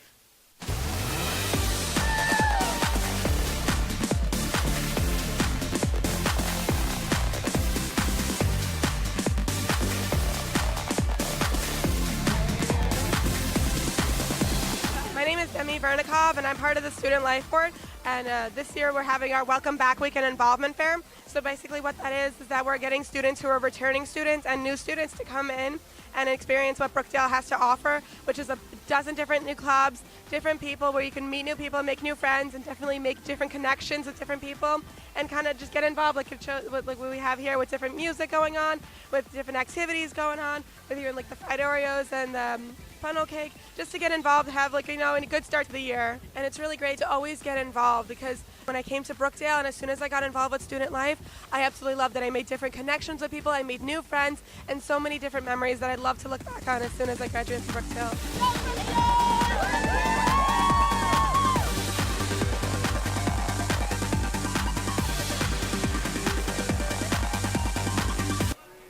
Start of the fourth quarter here on Brookdale TV, where Jersey Blues basketball is brought to you by Joyce's Subs and Pizza. They're located at 655 Newman Springs Road in Lincroft and available online at joycessubsandpizza.com. Jersey Blues by 1. Fourth quarter underway. They started with Delonzo, Rouse, the 2 Griffiths, and Catanzaro. Until a much better third quarter after struggling offensively for much of the game. Griffith misfires. It's rebounded by Moses. Kathy Davis all the way. Layup misses. Offensive rebound. Moses is fouled. And boy, I thought Davis may have gotten away with a walk on that drive. But it's free throws for Moses. Brookdale's first of the fourth quarter is on Rouse. And it just continues to amaze me how many shots inside both of these two teams have missed. These are good shooting teams, especially in a situation like that. Davis had a clear lane. There was nobody around her, but she just put that ball up a little bit too hard, went too hard to the rim, and that's why she missed it. It's just, those are mistakes that you don't expect from these two teams, being how high up they are in the standings and certainly on paper what they look like. 2 free throws for Moses. Here is Griffith, off the glass, it goes down, plus the foul. That's Dion Griffith with a chance for a 3-point play. And how about the transition basket there? We really did not see too much of that in the first half from the Jersey Blues, but finally able to get something going. Now it's Passaic that's having a little bit of difficulty getting back on defense. Foul is on Moses, it's her second. Free throw misses, Catanzaro, and she's fouled. Quickly, a couple of fouls picked up by the Panthers as Catanzaro now to the line, and that is 3 personals on Kathy Davis. Catanzaro first attempt, doesn't get the roll.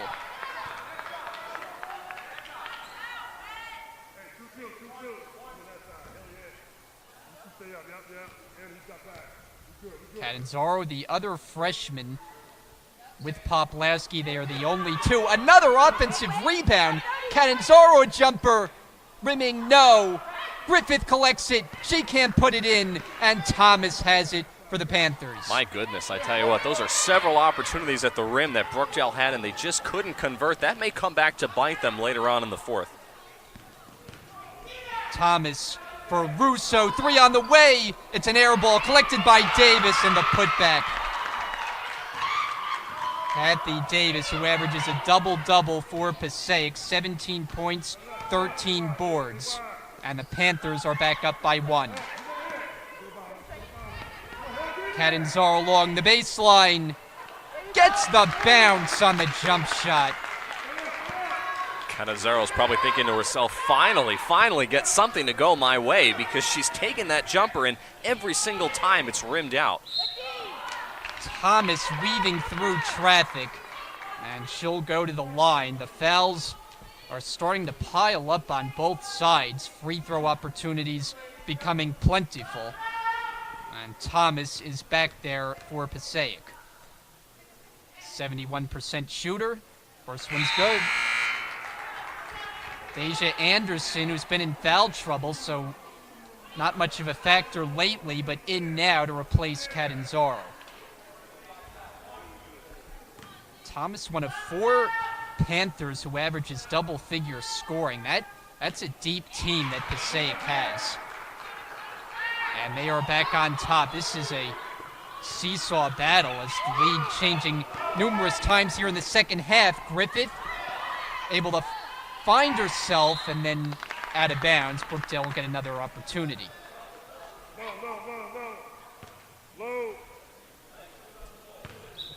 Alonzo inbounding for Griffith.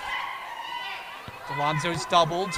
Swing it inside off the hand of Griffith. Bad pass. Yeah, exactly. Just not a very good pass. Dion Griffith wasn't ready for it, and she threw it, Alonzo did, into double coverage, too. There were 2 bodies on Dion Griffith. Just not what you want to do when you're early on in the shot clock. These are just opportunities that Brookdale is shooting themselves in the foot with. They have opportunities to score, and they throw it away. Davis way off. It's rebounded by Griffith. Alonzo, long pass is stolen by Moses. Moses is fouled. It's a blocking call. As going down was Dion Griffith looking to take the charge, but it goes in Passaic's favor. Yeah, I know Brookdale's not going to be happy with that call, but Dion Griffith did move just a little bit. So anytime you move, you have to go straight up, and you cannot flinch at all. So it looked like a charge, but I think a good call by the officials on the floor. And Moses gets the roll on the first one.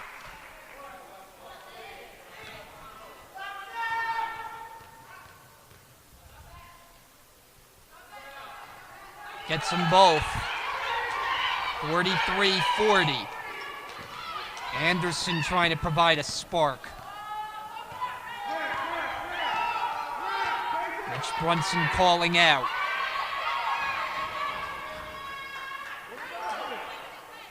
Brookdale takes their time. High screen Griffith. Anderson jumper. Too strong. Rebound Russo. Russo going behind the back. Russo's blocked by Griffith. And now Brookdale wants to run. Anderson leads the charge. Delonzo, a fake. A floater, short. And Russo another rebound. Russo down to the floor, and timeout taken by Passaic. Alertly, Tia Eaton takes one. I don't know if Passaic had possession of that ball, Brian. I think Coach Brunson's trying to plead his case to the officials. I'm not sure if Passaic completely had possession of the ball. You have to have possession of the ball to call timeout. I don't know if you could really say that either team had possession. It was kind of a loose ball at that point, but Passaic catches a break and gets that timeout. We got a full timeout on the floor. You know, we took different points in this game about Brookdale's offensive struggles, and it's not just this game. In fact, lately they've just had trouble scoring points. They've scored under 60 now in 5 of their last 6 games. So just as a team, haven't been clicking on all cylinders the way they did early on. Remember, they began with 13 straight wins, and really everything was clicking at that point. They're trying to find that form again. And I don't really know exactly what it is. I mean, you bring up very good points. They just have not really been at the threshold that on paper you expect them to be at. And to be fair, they lost Haley DeLonzo for 2 games. That was a big loss. Danielle Griffith was out for a couple of games as well. So those are 2 players that certainly add a lot and bring a lot to the floor.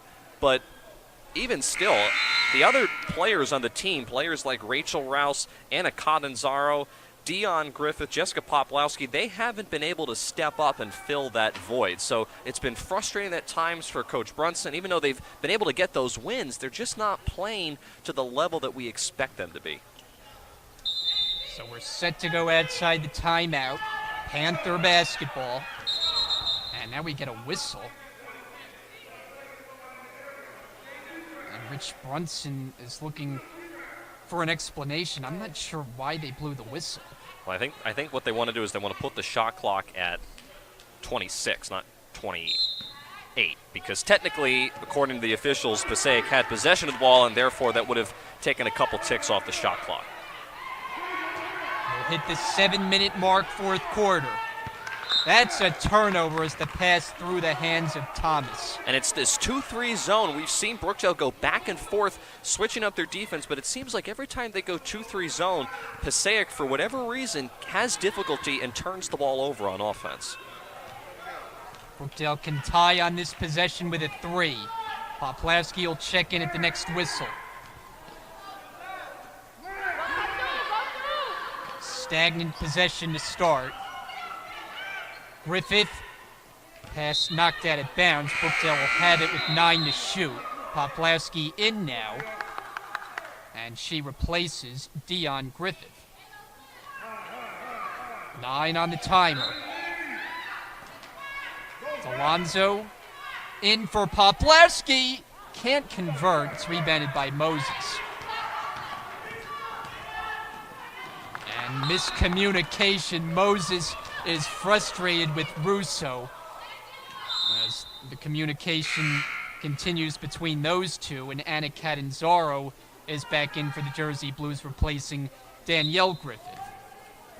This is just one of those games that when Brookdale goes back and looks at this tape, they're going to just want to burn it completely because they do not want to have to go through this and antagonize over this. It just has just been a sloppy game for both teams. Another turnover. Thomas is open for 3. Doesn't go, but Moses puts it back up. That misses, and Rouse comes away with it. Rouse looks up, sees Anderson. Anderson a dribble, a layup. It is good. Crucial bucket that time for Brookdale. 43-42. Passaic holds on to a 1-point lead. Thomas top of the key. Rouse plays the passing lane and the steal. Rouse goes in and lays it up and in. Full court press here by Brookdale. We'll see if this forces Passaic into a mistake. Thomas in trouble, and it is out of bounds, staying with the Panthers. Alonzo almost went into a full split there trying to grab that ball. Just touched her leg as it went out of play, but my goodness. This game may have been sleepy to start, but it is no longer. All eyes are on this one. And you see this nice anticipation there from Rachel Rouse on the last bucket for Brookdale. Really haven't seen too much of that in this game, but Rouse coming up big when it counts. 2 teams that are in the top 4 in the region standings. Final regular season game of the year for Brookdale. On a turnaround, Camacho missed it, and Anderson starts the other way. Anderson into the paint, throws it up. Anderson gets it back on an offensive rebound. DeLonzo, extra pass, Rouse for 3. Poplowski, another rebound, and a jump ball, a quick whistle. Wow. Which is going to give the ball to Passaic, and if you're Brookdale, I think you have a right to be frustrated with that call. I thought that actually Passaic probably should have had the ball either way because I thought Poplowski went up and down. I didn't think it was a jump ball, but Panthers get possession. Rouse knocks it out of bounds.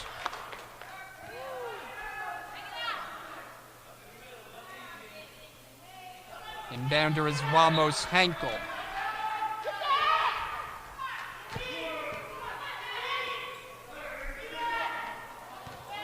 Davis. Anderson's got to be careful. She's got 4 fouls. Moses knocks it down. It's a 3.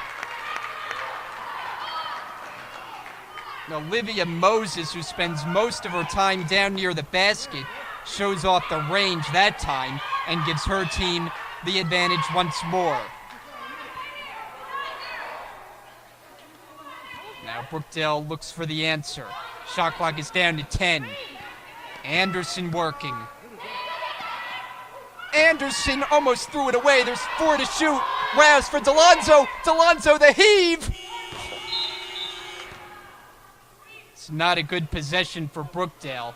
Nothing going, and had to force it up with the timer ticking down. Inside 4 minutes to play.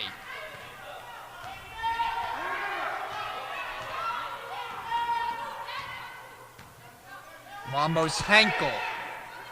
Thomas backing in against Anderson. Good defense here. Again, 2-3 zone.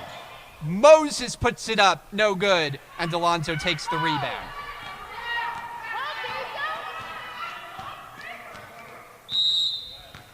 And we'll have a timeout. Down to 3:31 remaining. Down the stretch we go in this one. This is the first game of our Brookdale TV doubleheader. And it's going down to the wire. We'll take a break with Brookdale down 46-44 against Passaic.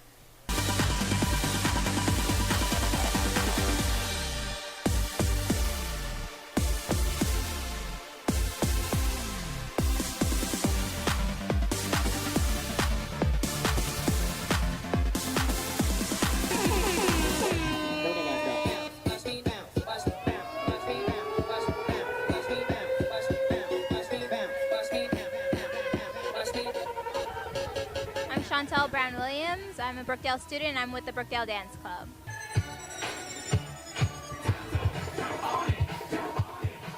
We're just out here having a lot of fun and like dancing to the music with everybody and all the other clubs. I think it's important for students to get involved, especially in like multiple clubs, because they get to explore new things and hopefully find something that they're inspired about. Second meeting between these two teams this season, and if you could say one thing about it, they've both been close, but they've both been very different style games. As you mentioned earlier, the first meeting was a 95-92 Brookdale win. This game, both teams are in the 40s, and frankly, at one point in this game, we didn't think either would get there.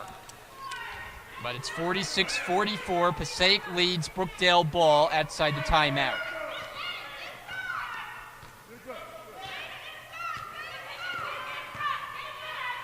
Inside for Poplawski, layup doesn't go, and Camacho tracks it down for Passaic.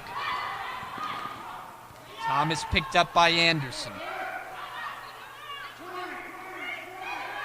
We approach 3 minutes remaining. Delonzo draws the assignment on Thomas. Thomas using the screen, pull-up jumper, off the front rim, and the rebound Rouse.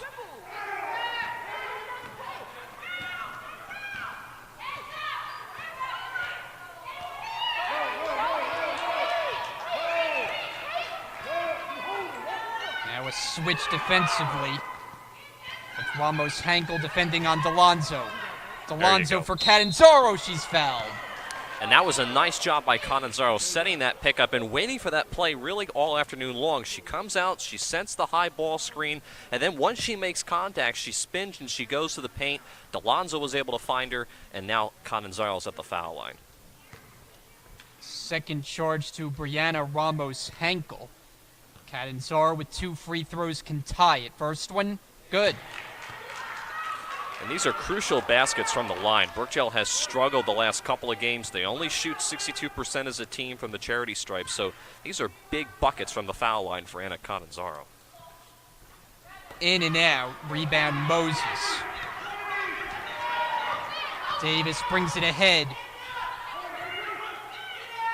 Enter the post. Moses doesn't go. Poplawski ripping it away from Davis. Oh, Poplawski is really something. Poplawski is not going to be intimidated downstairs. That was Kathy Davis squaring off against her. Look at the two of them go for the rebound. My goodness. Now the press is on. Passaic tightly contesting. Moses in the face of Anderson. This is going to be an adventure getting this ball in. Anderson throws it away, and then Anderson takes it back. Poplawski is open. Poplawski lays it in. Well, that certainly wasn't the way Coach Brunson drew it up, I'm sure, but it works, and Brookdale's now got a 1-point lead. 2 minutes to go. Thomas traveled.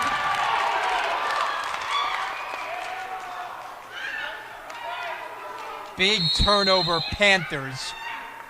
And Rich Brunson is going to bring his group together. 30-second stoppage. Expect press from Passaic because they've been going to it pretty much all game.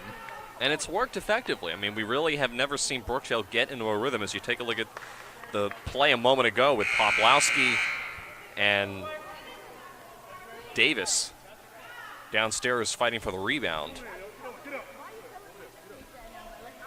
Brookdale's done a nice job in the second half, certainly, of kind of waking up on offense, but it's been a back and forth type of game, a lot of sloppy play, and again, now Davis has to inbound. We saw this didn't go so well the last time. See if Brookdale can convert. In for DeLonzo, able to save it. Anderson to the basket, and the layup. She got all the way, and there was nothing Passaic could do to stop her. It's a 3-point Brookdale lead. Here is Camacho coming up short, and Anderson the rebound. Now Brookdale can afford to take some time in his possession. In fact, that's what you want to do. You have a 3-point lead as close as the game is. You don't want to give Passaic any extra opportunities. DeLonzo handling. Rouse, reverse, throws it up off the rim. DeLonzo collects the rebound. And now Brookdale can go to work at the clock. We'll hit the 1-minute mark.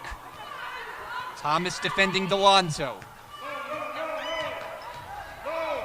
Giving her no room to maneuver. Cross court for Rouse. Rouse for 3. Poplawski back up and in.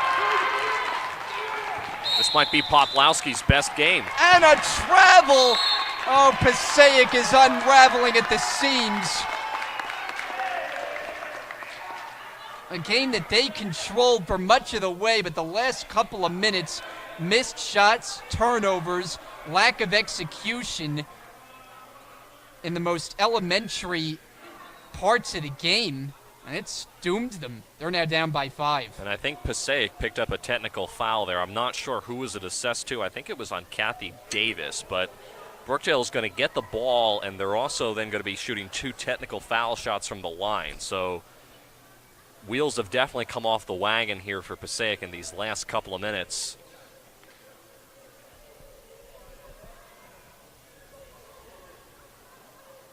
Let's watch what happens there as you see the scramble for the ball. We mentioned how Passaic had turned it over out of the inbounds play.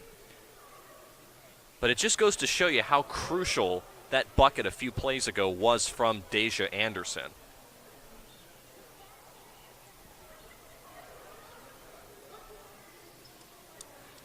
Well, 49 seconds remaining.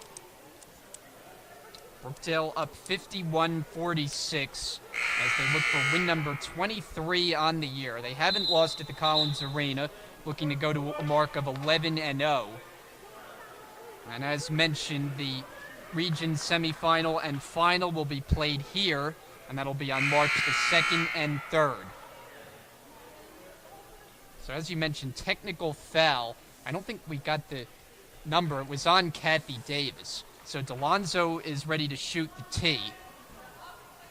And that was Davis's fourth foul, so she'll remain on the floor. Obviously, Passaic with 49 seconds left, they have nothing to lose, but Free throw misses.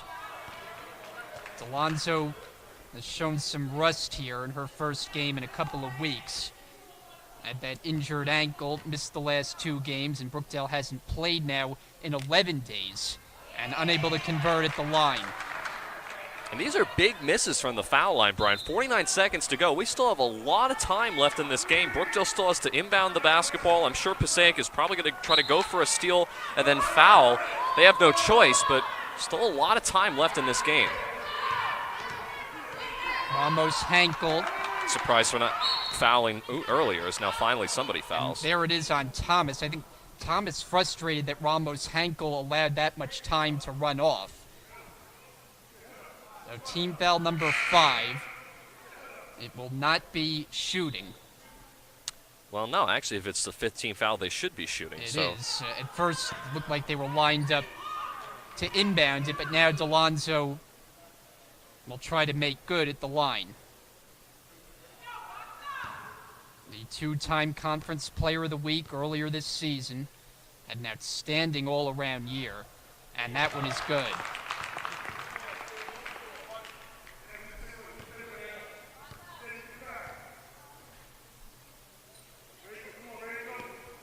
One out of 2. Rebound Davis. Brookdale up by 6. Can't foul here if you're Brookdale. And they do. Davis is fouled. Well, she made her way to the basket. For Brookdale, it will be number 4. And I think if that's on Anderson, she's fouled out of the game. So Anderson is out. Griffith, that's Danielle Griffith in to replace her. And for Kathy Davis, free throws. And now there seems to be a mix-up as the officials say she was not in the act of shooting. Head coach Tia Eaton felt she was. And now we're going to get a timeout. I think it was pretty clear on the floor. I don't think it was when the foul was committed by Anderson. I don't think she was in the act of shooting, but Coach Eaton thinks otherwise. 30-second timeout. As you see Passaic huddled up there. Overall, it's 17-3 this season. All 17 of their wins have been by double digits. That's how good they've been. They've only lost once on the road all year. And their losses in total were at Philadelphia, that's one of the top 4 teams. At home against Brookdale, one of the top 4 teams. And Nassau, which was a team that also beat Brookdale. Very equal teams. We saw that the last time these two teams played. We talked about the 95-92 win for Brookdale earlier in the year. We're seeing it again down the stretch. Even though this is a terribly ugly game, you can definitely tell how evenly matched both of these two teams are. Inbound for Camacho. Camacho tries a 3, and it's good! Jada Camacho has made this a 3-point game. Brookdale will have to continue to make free throws. Delonzo back there. Foul committed by Ramos Hankel. And now once again, Delonzo at the foul line. We've seen her be a little bit shaky in this game. These are going to be some crucial foul shots that she's going to have to hit to give Brookdale a little bit of a cushion. 72% free throw shooter. She's made just one of her last 4. This one, no good. Delonzo, 72% from the line this year, but that's not really indicative of how she's had her performance be from the line in this game. Big one here to make it a 2-possession Brookdale lead. It's up. It's good. 53-49, 4-point Brookdale lead. Floated ahead, Camacho tracks it down. Back up to the corner for 3. Off the back rim, rebound. Harris Hankel has it, and then it's last touch by the Jersey Blues. Shot clock's now turned off. I don't like that call at all, Brian. Neither does Rich Brunson. The official claiming it was deflected. I don't think anyone touched that. Certainly not anyone on Brookdale. I don't know. Davis, the inbounder. Davis out to the perimeter. Thomas for three. Way off, and it's out of bounds to the Jersey Blues.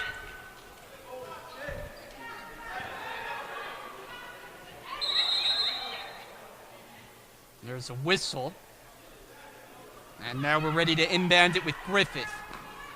In for DeLonzo, trapped and fouled.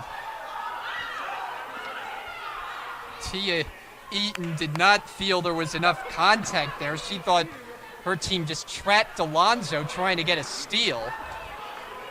But it's more free throws coming up for DeLonzo.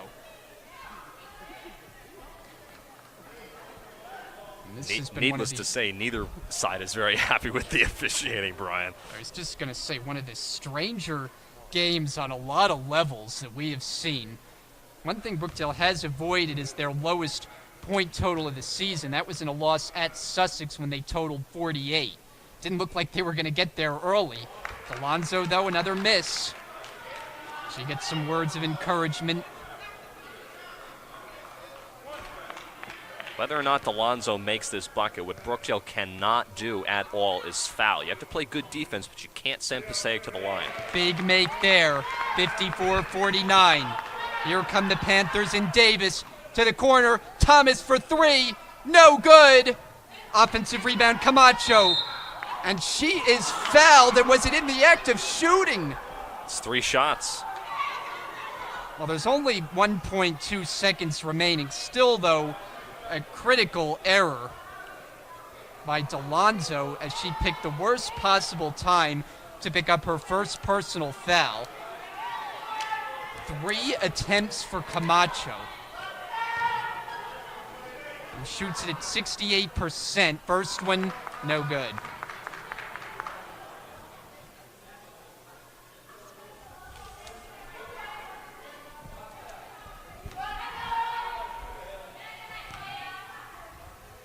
Camacho, second attempt. Cuts it to 4. It pretty much will take a steal on the inbounds for Passaic to have a chance, and they need a free throw make here, which Camacho doesn't do. DeLonzo the rebound. She is fouled or no. And now we got a tussle as the bench is clear. Oh boy. Oh my goodness. This is bad. After the missed free throw, I don't know if there was going to be a foul before the time expired, but we got a full-out scrum here at the Collins Arena. This is something we had never seen in our 3 years here. Poplaski looked like she was in the middle of it. As she continues to bark, at least the teams have separated, and hopefully order is restored. They're still fighting. There's coaches and all members of the athletic staff. Paul Chizek is in there. Wow.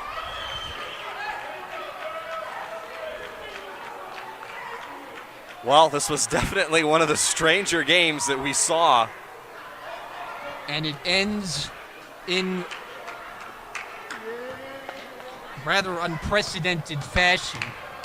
The men's team is ready to take the floor. What do they have for an encore after this one? But we can tell you this one is official. The Jersey Blues somehow came away with a win. The final score 54-50. Let's see if we got any video here. It came after the Camacho miss on the third free throw. DeLonzo got the rebound. There didn't appear to be any sort of major contact. Well, DeLonzo got the rebound, and I don't think she was very happy. And you see this is already in progress there, but DeLonzo had got the rebound, and then I don't know if it was Davis or somebody got into her after the buzzer. She was trying to get fouled. Passaic was trying to foul one of the Brookdale players, so just certainly not really what you want to do at the end of the game. And this is ugly, and now Brookdale's probably going to have some repercussions for this on both sides of the basketball. But ugly game. We talked about how I don't think either one of these teams is going to want to go back and look at the game. They're just going to want to burn the tape completely because of how ugly the game was. But wow, I don't think that we have seen anything. Let's take another look at this replay from a couple of moments ago. This is exactly what happened. Watch Delonzo here. Delonzo kind of bumps into Moses, and then the two of them just kind of get together. So I don't know. I've never seen that happen. It certainly was quite a surprise. Brookdale, I think, did a pretty nice job of trying to corral everybody, but that was ugly. You wonder if one thing that led up to this was all the times Poplawski was in the middle of a scrum. We saw that probably 3 different occasions, and you wonder if the tempers were starting to build at that point. Well, Passaic is frustrated because they had this game pretty much in control in those last couple of minutes, and they lost a couple of crucial possessions. They missed some shots, and then Brookdale was able to make their foul shots at the other end. But certainly Poplawski, I think, is a tough player. She's a physical player. She doesn't really take anything from anybody. And I don't know if that really instigated that, Brian, but it certainly didn't help the attitudes on the floor for both teams. Meanwhile, on the court, it was a game that Brookdale did get a win. Their regular season is now in the books. I mean, you reflect back on this season, they finished at 23-3, just an unbelievable season. Down the stretch, though, offensively, hit some sputters, and now as they head into the tournament, what adjustments do you look to be made? Well, Brookdale, certainly, they're not out of the woods just yet. I mean, I know they get a nice win over Passaic today, but they've got to do a better job of shooting the basketball. They are well below their average, Brian, and we talked about how maybe with the coming back of Haley Delonzo and Danielle Griffith from injuries, maybe that would stop things, but it didn't certainly turn things around in this game. So Brookdale certainly has a lot of things to go back and work on in practice, primarily just getting better looks and getting the ball inside the paint. But with all that being said, they definitely are a team that I think is the favorites in the Region 19 Conference, and to further that point, Brookdale probably will see Passaic pretty shortly in the Region 19 tournament, so I don't think we've seen the last of these two teams playing each other. Oh, I'll say that'll be interesting the next time these two teams square off. Once again, the final score today, Brookdale gets the win, 54-50 is the final score. It wasn't pretty, it was wild. It featured a post-game scrum. It had about everything you could see on the court at the Collins Arena this afternoon. But hey, we have more here on Brookdale TV. The men's game is coming up in about a half an hour from now as the Jersey Blues will take the floor against Passaic, and we'll see what they have for an encore for us. So Tim and I are coming back. That's it for our coverage of the first game. Thanks so much for watching, and we'll be back after the break here on Brookdale TV. So if you want to get involved, I would say come to the Student Life Center downstairs in SLC 110. That's our Student Life Board room, and that's where I think that students would be able to understand a little bit more about what's